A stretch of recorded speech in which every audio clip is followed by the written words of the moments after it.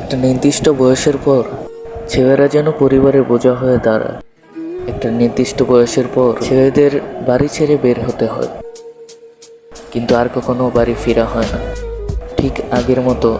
মাদ্রাসা ছুটি হওয়ার পর যেমনটা আসতো, একটা নির্দিষ্ট বয়সের পর ছেলেদের জন্য পৃথিবীটা খুব কঠিন হয়ে দাঁড়ায়। কেউ পাশে থাকে না তখন। পরিবার সে তো আগেই জানিয়ে দেয়, এখন নিজের পথ নিজ হামাবো। একটা নির্দিষ্ট বয়সের পর বাবা মার আদর আর পায় না আগের মতো। ব্যবহারে বুঝিয়ে দেয়, নিজের প্রয়োজন নিজে মেটাতে পারো না, আবার আদর চাও কেন?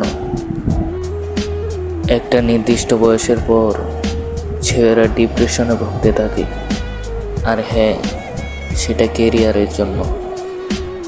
আর নয়তো যে পরিবার তাকে সন্তান স্বীকৃতি দিতে লজ্জা পায়। একটা নির্দিষ্ট বয়সের পর পরিবারের কাছে সামান্য কিছু আবদার করা যোগ্যতা হারিয়ে ফেলে ছেলেরা।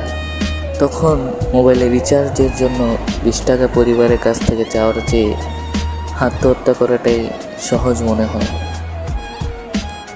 একটা নির্দিষ্ট বয়সের পর ছেলেদের চারপাশটা ধীরে ধীরে সংকুচিত হয়ে আসে। এই সময়টাতে একটা ছেলে কতটা কষ্টে থাকে সেটা কেউ জানতেও পারে না।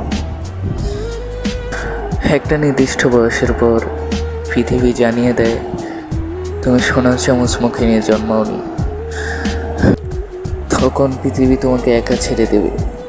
হয়তো জীবনের সাথে সংগ্রাম করে তুমি হয়ে উঠবে গল্পের নায়ক, নয়তোবা তুমি হারিয়ে যাবে ওই পথচারীর মতো, যার গন্তব্যের কোনো সন্ধান পায়নি।